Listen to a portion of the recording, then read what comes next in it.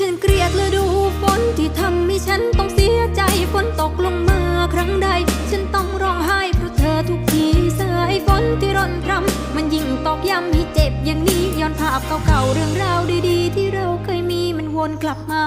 สุดท้ายก็ได้แต่หวังว่าเธอจะยังคิดถึงฉันบ้างเวลาฝนตกฟ้าร้องเสียงดังฉันก็ยังอยากมีเธอข้างๆแม้ความเป็นจริงภาพที่เคยชัดเจนมัน